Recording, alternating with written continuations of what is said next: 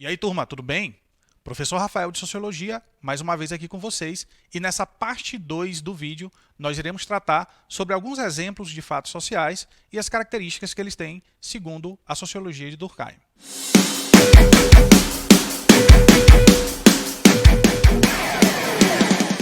E aí, turma, tranquilo? Bom, nessa parte da aula nós iremos falar sobre alguns exemplos que podemos ilustrar para poder entender o que Durkheim quer dizer quando diz que a sociologia é o estudo dos fatos sociais. Primeiramente, sociologia, como surgiu esse nome? Da onde vem essa palavra? A palavra sociologia ela aparece pela primeira vez no livro do Augusto Comte, daquele autor que nós falamos inicialmente, né? Esse cidadão, bem aqui, ó. O Augusto Comte, ele escreveu em 1838, no início, ali na primeira metade do século XIX, uma obra chamada Curso das Leis Positivas. Nesse livro, o Augusto Comte propõe a criação de uma nova ciência da sociedade para substituir a então física social.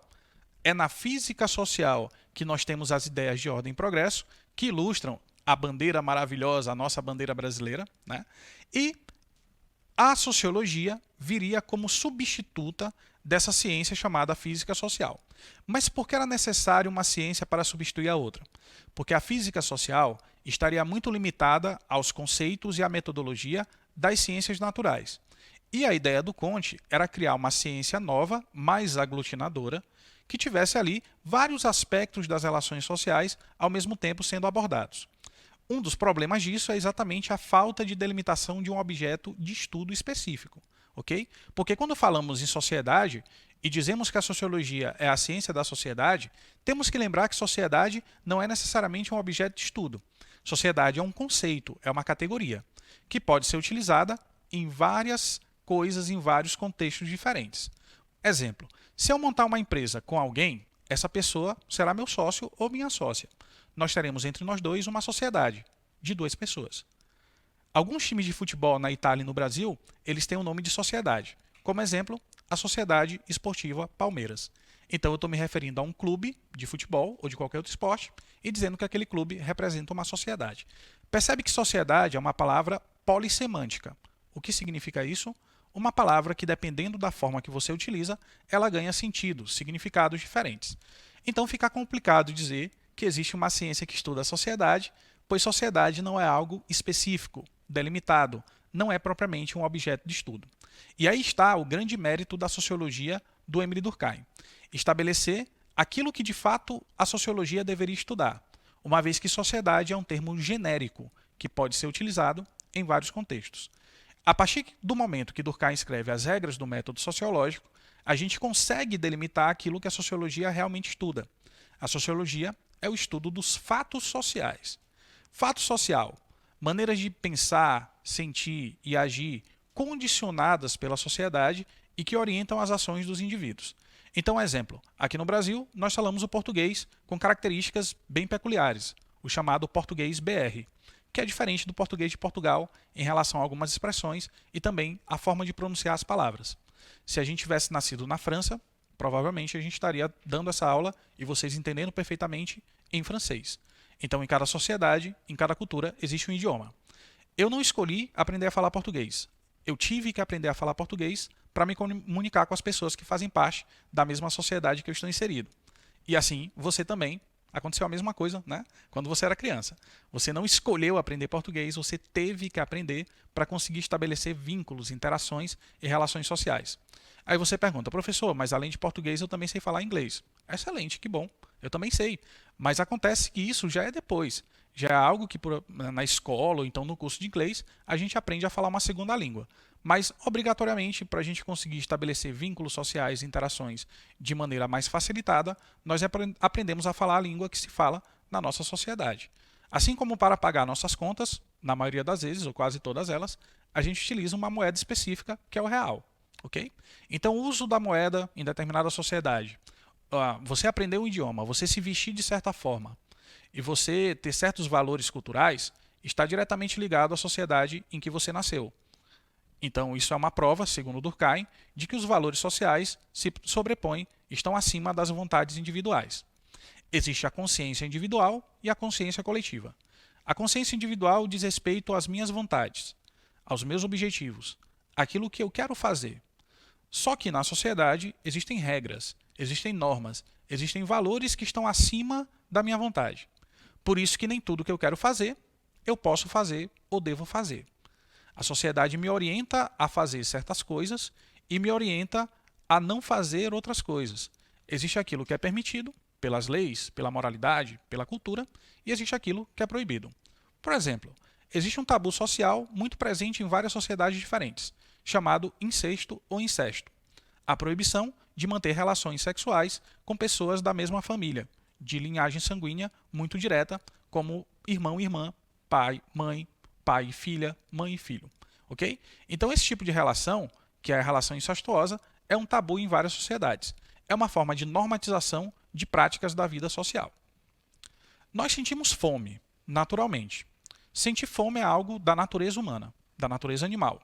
Os animais, incluindo o ser humano, sentem fome. Não é algo que a gente aprendeu, mas é algo que é característico da nossa própria natureza.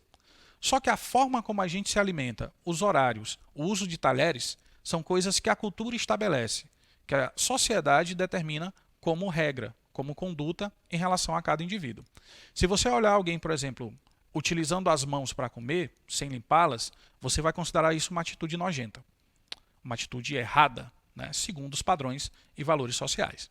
Então, os padrões sociais, os valores sociais, a consciência coletiva, predomina sobre a vontade e a consciência individual.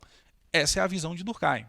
O meio acaba estabelecendo, ou seja, a sociedade, muito daquilo que o indivíduo pratica, muito da sua forma de comportamento e do seu estilo de vida também.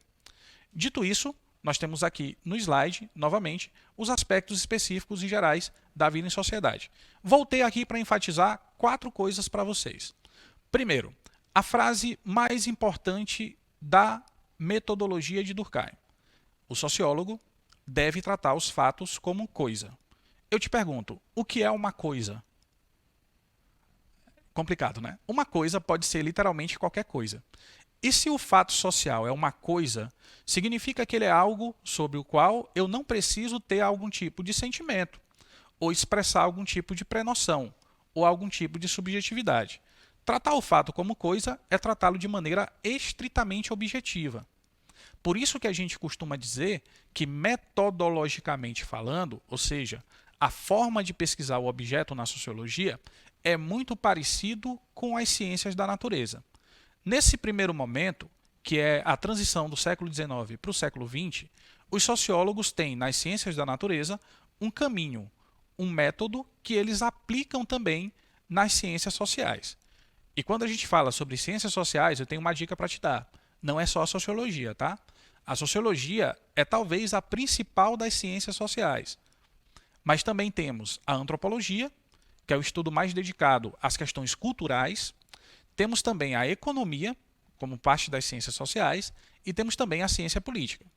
Então, quando eu falo esse termo ciências sociais, está inserido essas 4 disciplinas, pelo menos, né? São as principais dentro desse conjunto. A sociologia ali foi aquela que ganhou maior repercussão, mas não é a única ciência da sociedade, ok? Os aspectos gerais do método, eles são muito semelhantes àqueles das ciências da natureza. Por isso costumamos dizer que a ciência social, a sociologia, ela também adota princípios e métodos que são oriundos das ciências naturais. Quais são as ciências naturais? A física, a química e a biologia são exemplos de ciências naturais.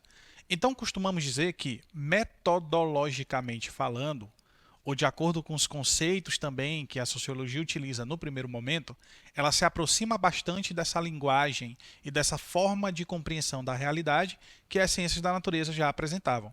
Lembre-se que as ciências naturais elas já eram ciências consolidadas no século XIX. E a sociologia ainda estava nascendo, ela estava ainda surgindo e se consolidando posteriormente como uma ciência moderna. Beleza? Então, por isso que existe essa referência às ciências naturais. Olha só, a única questão que já caiu no Enem sobre esse assunto, sobre Durkheim, foi exatamente sobre metodologia. Ela caiu no Enem de 2015. Mas não se preocupa que em algum momento a gente vai comentar sobre ela. Falou? Bom, Continuando.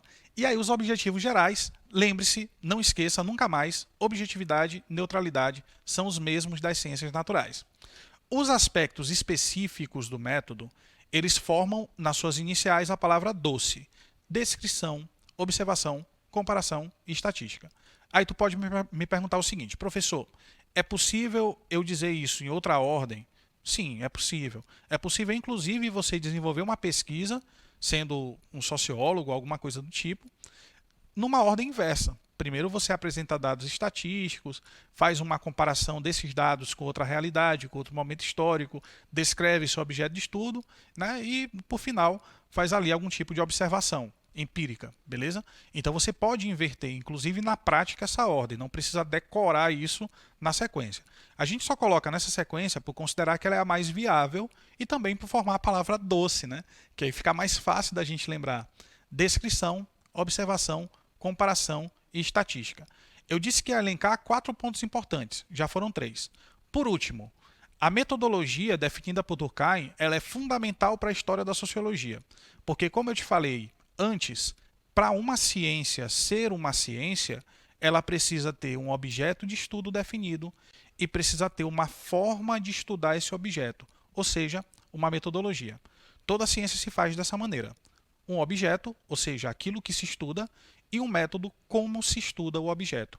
E foi Émile Durkheim que, em 1895, estabeleceu o método e o objeto da sociologia, os fatos sociais e a metodologia positivista funcionalista. Ficamos por aqui, agradeço a atenção de vocês e a gente se vê numa próxima aula. Tchau, tchau.